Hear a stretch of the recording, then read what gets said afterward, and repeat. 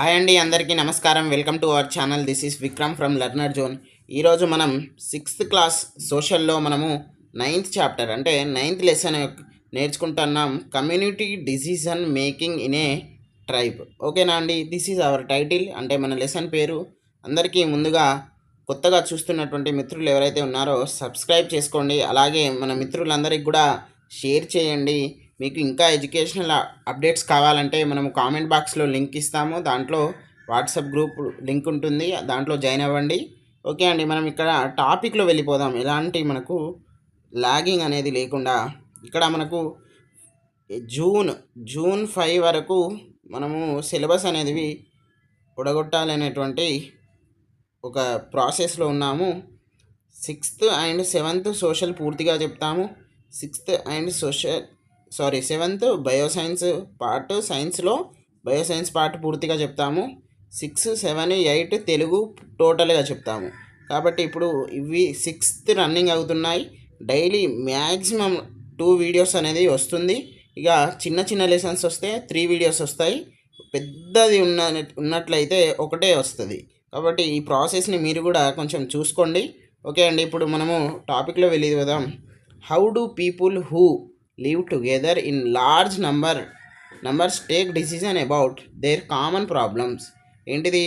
ఎక్కువ పీపుల్స్ ఉన్నటువంటి ప్రాంతంలో ఏదైతే ఉందో వాళ్ళ యొక్క కామన్ ప్రాబ్లమ్స్లో వాళ్ళు ఎట్లా డెసిషన్ తీసుకుంటారు. How do they settle disputes among themselves. వాళ్ళల్లో ఉన్నటువంటి అంటే వాళ్ళు ఎట్లా సెటిల్ చేసుకుంటారు.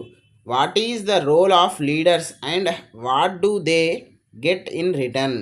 వాళ్ళ రోల్ అంటే లీడర్లు, నాయకుల యొక్క పాత్ర ఏంటిది, వాళ్ళకి ఎట్లా ఏంటిది అనేది మనం ప్రాసెస్ ఈ లెసన్లో నేర్చుకుంటున్నాం. This are some of issues which we will study in this chapter. Okay, we will study how decisions are taken in a society of people of the same community. ఒకే కమ్యూనిటీకి చెందినటువంటి పీపుల్స్లలో ఎట్లా తీసుకుంటారనేది చూద్దాం. ఇదంతా కూడా మనకు టెక్స్ట్ బుక్ అనేది నేను పదే చెప్తున్నాను, 100% చదవాలి. తర్వాత మన యొక్క వీడియోస్ చూడాలి, ముందు వీడియోస్ చూడాలి, రివిజన్స్కి కూడా పనికొస్తుంది. మీరు అవసరమైతే మీకు స్పీడ్గా పెట్టుకుంటారా, స్లోగా పెట్టుకుంటారా, మీకు అర్థమయ్యేటట్టు పెట్టుకోండి. ఎందుకు నేను ఎవరు ఇట్లా అనరు, కానీ నేను అంటాను. ఎందుకంటే మీకు టైం అనేది వేస్ట్ చేసుకోవద్దు, టైం వేస్ట్ చేసుకోకండి. మీకు ఖచ్చితంగా టెట్ 6, 7లో వస్తాయి. టెట్ సిలబస్ మేము పూర్తి చేస్తున్నాము. మళ్ళీ డిఎస్సికి మనం 8th క్లాస్లో కంటిన్యూ చేద్దాము. మరి 8th క్లాస్ ఇవి ఎట్లా అని అంటే మేము ఖచ్చితంగా రివిజన్ పాయింట్ ఆఫ్ వ్యూలో కొన్ని our country, constitution, my family ఇట్లా థీమ్స్ తోటి వస్తున్నాము. అది కూడా చెప్తున్నాము. ఓకేనా అండి? నెక్స్ట్ ఇక్కడ ఇంపార్టెంట్ పాయింట్స్ మాత్రమే మనము డిస్కస్ చేస్తున్నాము. గుర్తుపెట్టుకోండి, మన లెసన్ పేరు వచ్చేసి community decision making in a tribe. ఒక ఏంటిది తెగలో వాళ్ళ యొక్క డిసిజన్ అంటే ఏంటిది, వాళ్ళు ఎట్లా ఏం చేస్తారనేది చూద్దాం. దాంట్లో మనకి ఇక్కడ తెలంగాణలో చెంచూస్ ఉన్నారు, కోయాస్ ఉన్నారు, గోండ్స్ ఉన్నారు, తర్వాత కొండారెడ్లు ఉన్నారు, తర్వాత సావరాస్ ఉన్నారు. ఓకేనా అండి? నెక్స్ట్ చూద్దాం. ఇక్కడ ఇతని పేరు ఫ్యూవర్ హైమండ్రఫ్. ఇతని యొక్క స్టడీ గురించే మనం ఈ లెసన్ మొత్తం నేర్చుకుంటున్నాము. ఓకేనా అండి? ఇతని యొక్క స్టడీ గురించి మాత్రం మనం నేర్చుకుంటున్నాము. ఇతను దేని మీద స్టడీ చేశాడంటే గోండ్స్. ఓకే, గోండ్స్ ఆఫ్ ఆదిలాబాద్ అనే వాళ్ళు, ఆదిలాబాద్లో ఉన్నటువంటి గోండ్స్ మీద ఇతను స్టడీ చేశాడు. ఒక్కసారి ఇతని గురించి నేర్చుకుందాం. మళ్ళీ కూడా ఇంకా మెయిన్ పాయింట్స్లో కూడా ఉంది, కానీ ఇక్కడ కొంచెం క్లియర్గా ఇవ్వడం జరిగింది. ఇది టెక్స్ట్ బుక్లోనేదే అండి. Scholars called anthropologist have been studying the tribal people. They live among the tribes and note down their observation about their culture, lifestyle, beliefs and decision makings etc. of tribes. Anthropologist వాళ్ళు ఏం చేస్తారట, వాళ్ళల్లో వెళ్తారట. వాళ్ళతోటే ఇట్లా ఇతను చూడండి, ఈయన జీవించి వాళ్ళ యొక్క కల్చర్, ఓకే, వాళ్ళ యొక్క లైఫ్ స్టైల్, వాళ్ళ యొక్క బిలీఫ్స్, నమ్మకాలు, వాళ్ళ యొక్క డెసిజన్ మేకింగ్స్, ఇంకా ట్రైబ్స్కి సంబంధించినటువంటి ఇంకా యాక్టివిటీస్ కూడా అన్నీ గమనించి నోట్ డౌన్ చేసుకుంటారు.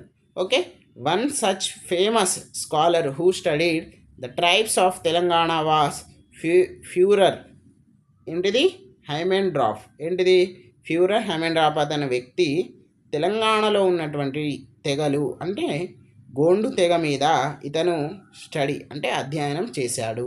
ఓకేనండి. Who came to Telangana in 1940స్లోనే వచ్చాడట ఆయన.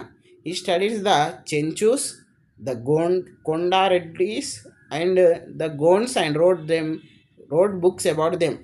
ఎవరి గురించి? చెంచుల గురించి, కొండారెడ్ల గురించి, గోండ్స్ గురించి రాసి వాటి మీద బుక్స్ కూడా రాయడం జరిగింది. ఈ studied also several other tribes of India especially in north eastern states.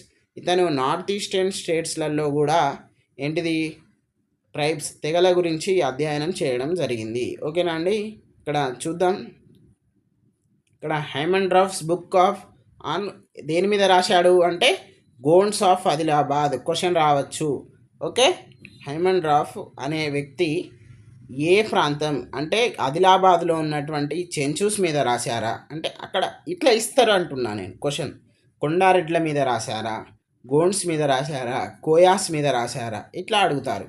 ఇతని పేరు ఏంటిది? ఫ్యూరర్ హైమండ్రాఫ్. ఇతని పేరు మీదనే హైమండ్రాఫ్స్ బుక్ అని మనం అనొచ్చు. ఓకేనా అండి. ఎప్పుడు వచ్చిండ్రు? 1940స్లో వచ్చారు. ఓకే. ఇతను వచ్చి ఏం చేసిండు? Studied the tribal people. Okay. Next ఇక్కడ విలేజ్ హెడ్ని మనము ఇక్కడ ఏమంటాము? విలేజ్ హెడ్ని మనం ఇక్కడ పంచ్ అంటే ఏంటిదంటే పంచాయతీ అని గుర్తుపెట్టుకోండి. ఓకే. తెలుగులో పంచ్ అంటే పంచాయతీ. ఓకే. విలేజ్ హెడ్ అంటే మనకి ఇక్కడ చైర్మన్ ఉంటారు. ఇక్కడ ఎట్లా పంచ్ అనేది దాని యొక్క ఫంక్షన్స్ ఏంటిదంటే same as it is panchayati లెక్కనే. అంటే ఏం చేస్తుంది అది? ఇక వాళ్ళ యొక్క పీపుల్స్ యొక్క వాళ్ళ ప్రాబ్లమ్స్ ఏంటిది అనేది తెలుసుకుంటుంది. ఎవరైనా కంప్లైంట్ చేస్తే దాన్ని తీర్చడంలో ఉంటుంది. తర్వాత ఉమెన్స్కి అనే వాళ్ళు ఇక్కడ ఎక్కడ కూడా వాళ్ళు ఎలాంటి ఆ పంచాయతీలలో రారు. ఓన్లీ అడల్ట్స్ అంటే మనకు మేల్స్ అంటే మెన్స్ ఉంటారు కదండి, వాళ్ళే వస్తున్నారు. మరి ఉమెన్స్కి ప్రాబ్లం వస్తే ఎట్లా అంటే వాళ్ళు కంప్లైంట్ ఇవ్వచ్చు, కానీ బయట ఉండి చూడాల్సిందే. ఓకేనా అండి. This is the process of punch.